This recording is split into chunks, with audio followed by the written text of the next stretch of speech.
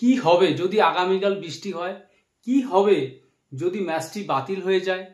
সে এমনভাবে কথা বলে যেন সে একজন ডাক্তার, সে এমন কথা বলে যেন সে সব কিছুই জানে।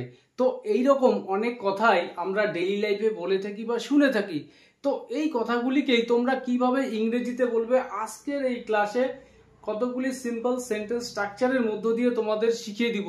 তো মনোযোগ সহকারে ক্লাসটি প্রথম থেকে শেষ পর্যন্ত দেখার চেষ্টা করবে। আর পুরো ক্লাসটি দেখার পর যাদের ভালো লাগবে অবশ্যই ভিডিওটিতে একটি হাইপ করতে ভুলবে না। তো শুরুতেই যেই সেন্টেন্সগুলোর কথা বললাম, কি হবে যদি আগামীকাল বৃষ্টি হয়, তো এই সেন্টেন্সটাকে আমরা ইংরেজিতে কিভাবে বলবো যে বৃষ্টি হয়, হোয়াট ইফ। তো শুরুতেই আমরা একটি ফ্রেজ ব্যবহার করব হোয়াট ইফ, যার অর্থ হবে কি হবে যদি। What if it rains, what if it rains tomorrow. কি হবে যদি আগামীকাল বৃষ্টি হয়। তো এই সেন্টেন্সগুলো তৈরি করতে গেলে তোমাদের যেই বিষয়টাকে ফলো করতে হবে, শুরুতে আমরা ফ্রেজ নিয়ে আসবো হোয়াট ইফ, তারপর সাবজেক্ট, তারপর সেন্টেন্সটা আমরা প্রেজেন্ট ইনডিফিনিট টেন্সে গঠন করব।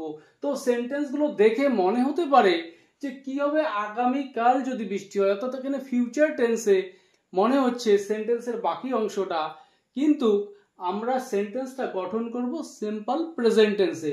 তো what if it will rain আমরা বলবো না, what if it rains tomorrow, অর্থাৎ এখানে সিম্পল প্রেজেন্ট টেন্সের স্ট্রাকচার ফলো করতে হবে। তো এখানে subject third person singular number, তো রেইন ভার্বের সঙ্গে আমরা এখানে এস অ্যাড করেছি।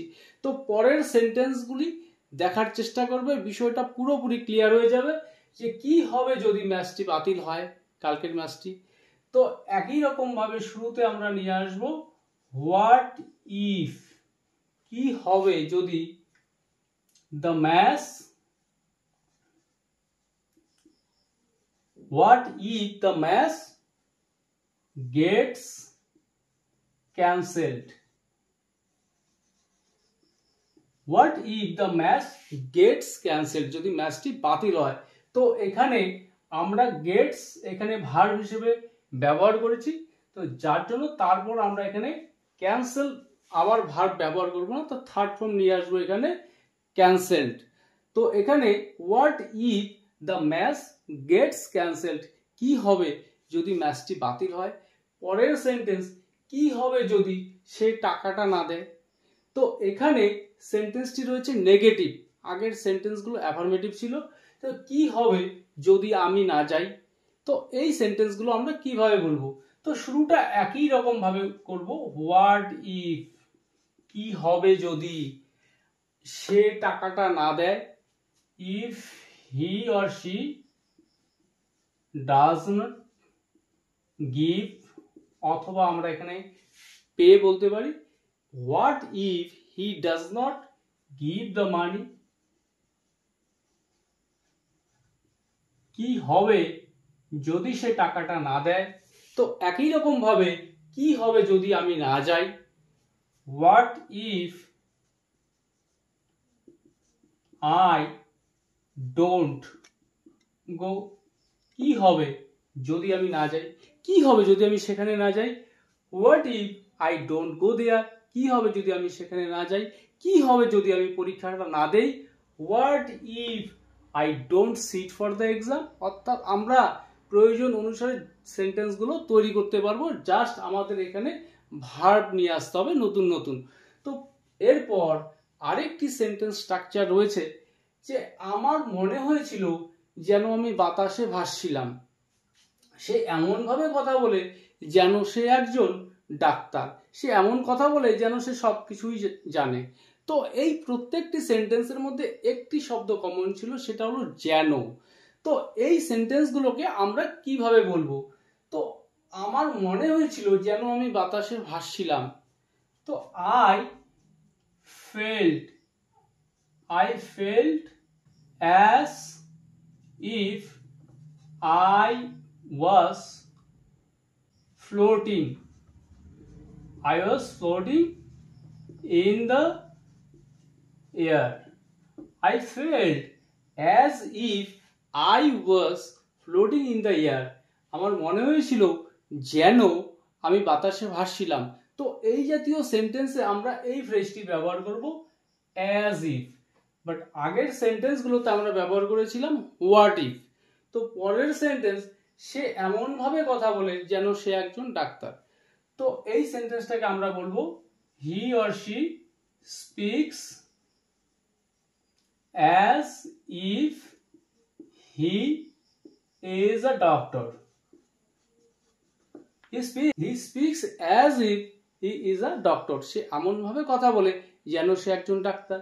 সে এমন ভাবে কথা বলে বা তিনি এমন ভাবে কথা বলেন যে তিনি সব কিছুই জানেন। তো এই সেন্টেন্সটাকে আমরা বলবো he or she speaks as if she knows everything.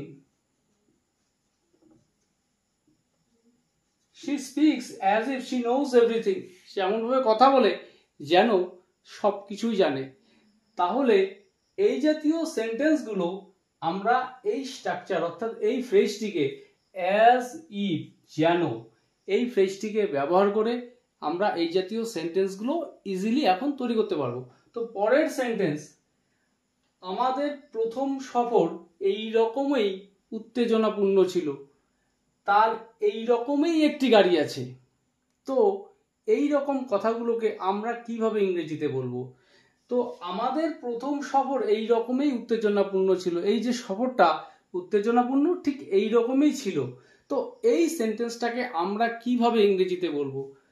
তো আমাদের প্রথম সফর, our first tour was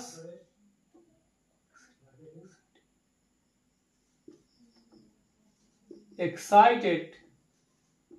Our first tour was excited likewise. Likewise এর অর্থই হচ্ছে এই রকম।